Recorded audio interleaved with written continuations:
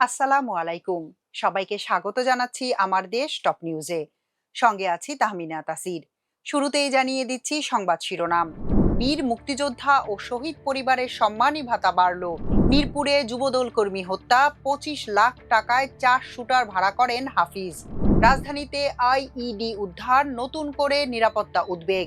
SSC ও সমমান পরীক্ষার ফল 10 August. হাম উপসর্গে আরও 5 জনের মৃত্যু, মোট প্রাণহানি 825। অর্থনীতিবিদ ডক্টর মাহবুবুল্লাহকে জাতীয় অধ্যাপক হিসেবে নিয়োগ দিল সরকার। একযোগে 93 শিক্ষানবিশ এএসপিকে বদলি। এবার পুরো খবর। বীর মুক্তিযোদ্ধা, শহীদ বীর মুক্তিযোদ্ধার পরিবার ও যুদ্ধাহত বীর মুক্তিযোদ্ধাদের মাসিক সম্মানী ভাতা ও বিভিন্ন আর্থিক অনুদানের পরিমাণ বৃদ্ধি করেছে সরকার। মুক্তিযুদ্ধ বিষয়ক মন্ত্রণালয়ের বাজেট অধিশাখা থেকে সম্প্রতি জারি করা প্রজ্ঞাপনে এ তথ্য জানানো হয়।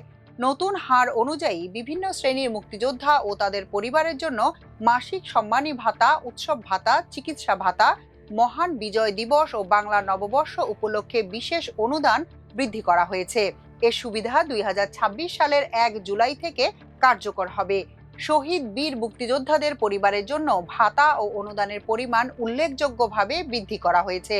মুক্তিযোদ্ধাদের কল্যাণ নিশ্চিত করা এবং তাদের মর্যাদা ও সামাজিক নিরাপত্তা অধিকতর জোরদার করার লক্ষ্যে সরকার এই ভাতা ও অনুদান বৃদ্ধি করেছে। নতুন প্রজ্ঞাপন অনুযায়ী খেতাবপ্রাপ্ত বীর মুক্তিযোদ্ধাদের মধ্যে বীর উত্তম খেতাবধারীরা মাসিক 30,000 টাকা সম্মানী ভাতা পাবেন। এছাড়া উৎসব ভাতা হিসেবে 10,000 টাকা, মহান বিজয় দিবস উপলক্ষে 5,000 টাকা ও বাংলা নববর্ষ ভাতা হিসেবে 2,000 টাকা দেওয়া হবে। রাজধানীর মিরপুরে যুবদল কর্মী মোহাম্মদ ইউসুফ হত্যা মামলার তদন্তে হত্যাকাণ্ডের মূল রহস্য উদ্ঘাটনের দাবি করেছে ঢাকা মহানগর গোয়েন্দা পুলিশ।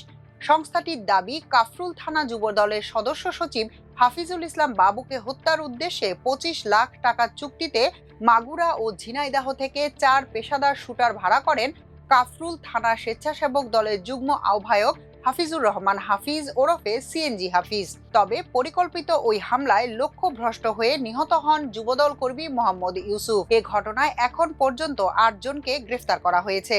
সোমবার রাজধানীর মিন্টু রোডে ডিএমপি মিডিয়া সেন্টারে আয়োজিত সংবাদ সম্মেলনে ডিএমপির অতিরিক্ত কমিশনার মোহাম্মদ শফিকুল ইসলাম এসব তথ্য জানান।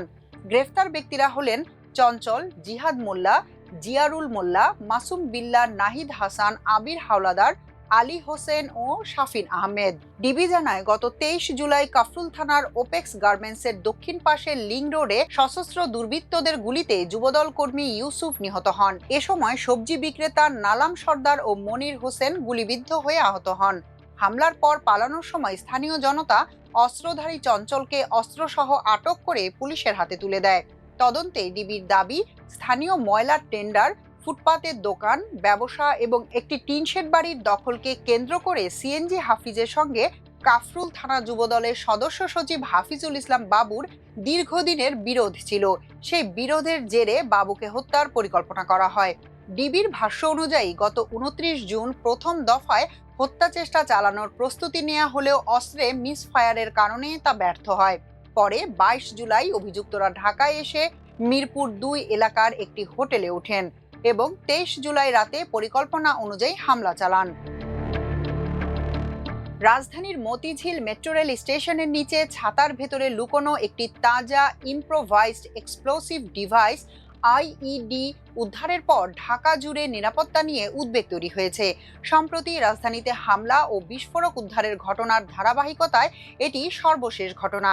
পুলিশ জানায়, শুক্রবার রাত 7:30টার দিকে একটি ছাতার ভেতর থেকে বিস্ফোরক ডিভাইসটি পাওয়া যায়। পরে ঢাকা মহানগর পুলিশের বোম ডিসপোজাল ইউনিট গিয়ে সেটি নিষ্ক্রিয় করে।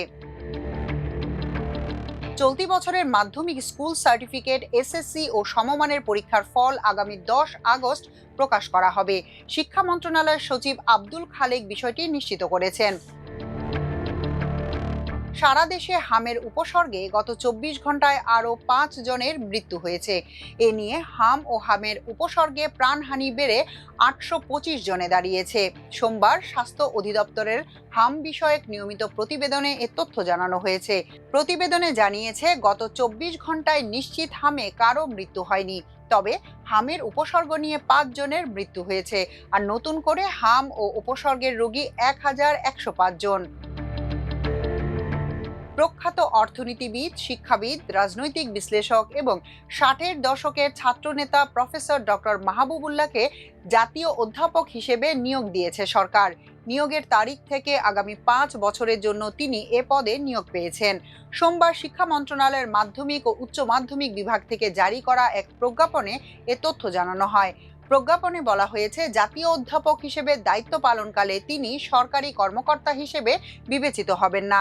তিনি কোনো গবেষণা সংস্থা বা শিক্ষা প্রতিষ্ঠানের সঙ্গে সম্পৃক্ত থেকে নিজের পছন্দের বিষয়ে গবেষণা পরিচালনা করবেন এবং গবেষণার ক্ষেত্র সম্পর্কে মাধ্যমিক ও উচ্চ মাধ্যমিক বিভাগ ও বাংলাদেশ বিশ্ববিদ্যালয় মঞ্জুরি কমিশন ইউজিসি-কে অবহিত করবেন। একযোগে 93 শিক্ষানবিশ সহকারী পুলিশ সুপারকে পুলিশের বিভিন্ন ইউনিটে বদলি করা হয়েছে। সোমবার পুলিশ মহাপরিদর্শক মোহাম্মদ আলী হোসেন ফকির স্বাক্ষরিত এক প্রজ্ঞাপনে এ বদলি আদেশ দেওয়া হয়। প্রজ্ঞাপন অনুযায়ী 93 সহকারী পুলিশ সুপারকে CID, DMP, RAB, Cox's Bazar, Khulna, APBN, GMP, CMP, RPMP, KMP, SMP, BMP ও শিল্পাঞ্চল পুলিশে বদলি করা হয়েছে। এখনকার মতো এ পর্যন্তই। সবাই ভালো থাকুন, সুস্থ থাকুন, থাকুন আমার দেশের সঙ্গে। চ্যানেলটি ভালো লাগলে সাবস্ক্রাইব করুন। আল্লাহ হাফেজ।